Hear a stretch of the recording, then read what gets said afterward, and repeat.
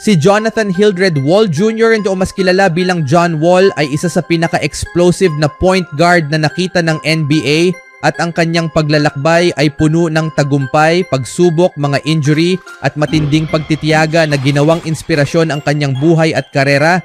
Ipinanganak noong September 6, 1990. Sa Raleigh, North Carolina, bata pa lamang si Wall ay humarap na sa mabibigat na hamon sa buhay. Nakulong ang kanyang ama at maagang namatay, kaya lumaki siya sa isang single-parent household kasama ang kanyang ina na si Frances Pooley. Dahil nagsusumikap ang kanyang ina sa iba't ibang trabaho para maitaguyod ang pamilya, lumaki si Wall na puno ng determinasyon na balang araw ay iyahon sila sa hirap. Sa basketball, mabilis siyang nakilala bilang isang pambihirang manlalaro. Sa Word of God Christian Academy, naging sentro siya ng atensyon dahil sa kanyang bilis, lakas at husay sa playmaking. Tinanghal siyang number 1 high school player sa buong bansa at nang pumili siya ng kolehiyo, pinili niya ang University of Kentucky. Sa ilalim ni Coach John Calipari noong 2009 to 2010 season, naging superstar siya agad. Sa isang taon niya sa Kentucky, nagtala siya ng 16.6 points, 6.5 assists at 4.3 rebounds at dinala ang Wildcats sa 35-3 record in Elite 8 NCAA tournament noong year 2010. Siya ang naging number 1 overall pick sa NBA draft nang piliin siya ng Washington Wizards. Siya agad ang naging mukha ng rebuilding team at pinahanga ang mga fans sa kanyang explosiveness at bilis sa transition. Nakapasok siya sa NBA All-Rookie First Team noong year 2010s at mabilis na nakilala bilang isa sa pinakamalalaking bituin ng liga. Sa mga sumunod na taon, unti-unti niyang binuhay ang Wizards mula sa pagiging cellar dweller hanggang sa pagiging playoff contender. Pagsapit ng kalagitnaan ng year 2010s, si Wall ay nasa rurok ng kanyang karera mula 2014 until 2018. Naging all-star siya ng 5 sunod na taon at noong year 2017 ay napabilang sa All-NBA third team. Noong taon ding iyon, pinangunahan niya ang Wizards sa 49 na panalo at sa isang epic series kontra Boston Celtics sa Eastern Conference Semifinals. Ang kanyang game-winning 3-pointer sa Game 6 ang isa sa pinaka-iconic na sandali sa kanyang karera. Ang tandem nila ni Bradley Beal ay itinuring na isa sa pinakamalakas na backcourt duos ng panahon. Ngunit dumating ang pinakamabigat na pagsubok, ang kanyang katawan ay bumigay. Pagkatapos ng $170 milyong na Supermax contract noong year 2017, inasahan siyang magiging haligi ng Wizards sa loob ng maraming taon.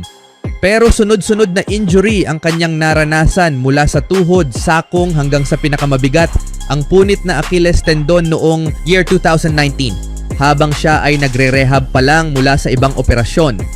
Dahil dito, halos 2 taon siyang nawala sa liga at marami ang nagduda kung makakabalik pa siya sa dating anyo. Kasabay nito, dumating ang matinding personal na dagok noong year 2019. Pumanaw ang kanyang ina na si Frances dahil sa breast cancer, bagay na labis niyang ikinabagsak. Sa mga panayam, inamin ni Wall na nakaranas siya ng depression at umabot sa punto na naisipan niyang kitilin ang sariling buhay. Ngunit sa kalaunan, ginamit niya ang kanyang plataforma para buksan ang usapan tungkol sa mental health at ang kanyang katapangan ay naging inspirasyon sa marami. Noong year 2020, nakabalik siya sa paglalaro ngunit hindi na sa Wizards. Napunta siya sa Houston Rockets bilang kapalit ni Russell Westbrook. Bagamat nagpakita siya ng gilas at nagtala ng 20.6 points at 6.9 assists, hindi niya naibalik ang kanyang dating forma dahil na rin sa direksyon ng koponan at panibagong injuries pagkatapos lumipat siya sa Los Angeles Clippers noong year 2022. Umaasang muling mabubuhay ang kanyang karera kasama sina Kawhi Leonard at Paul George. Nakatulong siya bilang veteranong guard ngunit hindi na bumalik ang kanyang dating all-star na anyo. Sa kabila ng lahat ng ito, ang impluwensya ni John Wall ay higit pa sa stats. Sa pamamagitan ng kanyang John Wall Family Foundation, tumulong siya sa mga kabataang nangangailangan at sa mga pamilyang walang kakayahan. Ngayon, sa year 2025, hindi na siya aktibong naglalaro sa NBA, ngunit hindi pa rin opisyal na nagre-retiro.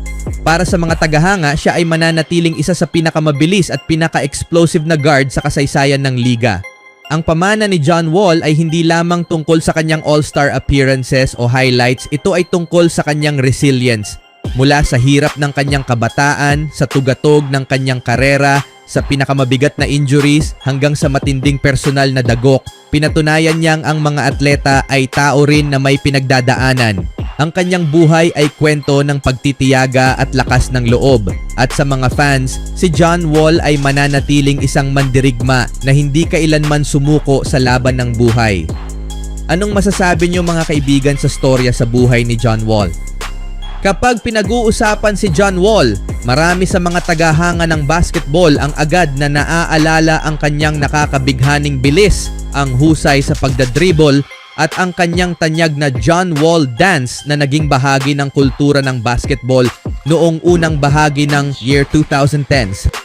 Ngunit bago siya maging isa sa pinakamabilis at pinakaka-excite na point guard sa NBA, ang kanyang paglalakbay ay puno ng hamon, lungkot at katatagan na siyang humubog sa kanya bilang isang manlalaro. Maagang buhay at mga pagsubok sa kabataan.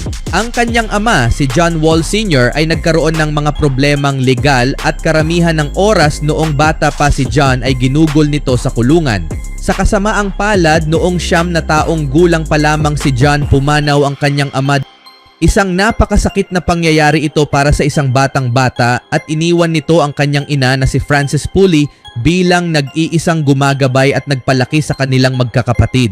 Dahil wala siyang ama, napilitan si John na mas tumanda ng mas mabilis kaysa sa kanyang edad.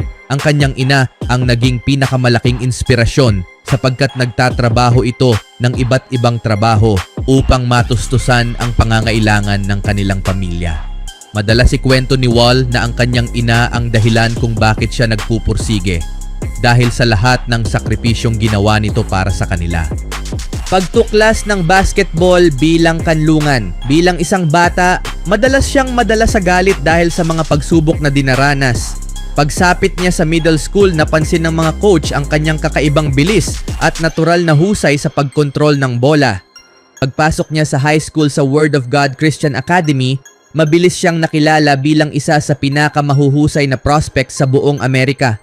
Hindi lang bilis ang meron siya, kundi determinasyon at pamumuno rin. Dumating ang mga scouts mula sa iba't ibang panig ng bansa upang mapanood siya. Hindi nagtagal, siya ay naitala bilang number 1 high school player sa Estados Unidos para sa kanyang batch. Kaya bago pa man tuluyang sumikat ang karera ni John Wall sa NBA, ang kanyang kwento ay isa ng huwaran ng katatagan, sakripisyo ng pamilya at likas na talento. Mula sa pagkawala ng kanyang ama sa murang edad, sa pagpapalaki ng kanyang ina, sa pagiging top high school player, sa pananalasa sa Kentucky Wildcats, at sa pagiging number 1 overall pick, ang kanyang pag-angat ay tunay na inspirasyon. Pagpasok niya sa NBA bilang isang Washington Wizard, hindi lang siya basta draft pick. Siya ang naging sagisag ng pag-asa para sa prangkisa at patunay na gaano man kahirap ang buhay, ang tiyaga at pagsusumikap ay maaaring magdala sa iyo sa pinakamalaking entablado ng basketball. Anong masasabi niyo mga kaibigan sa storya sa buhay ni John Wall?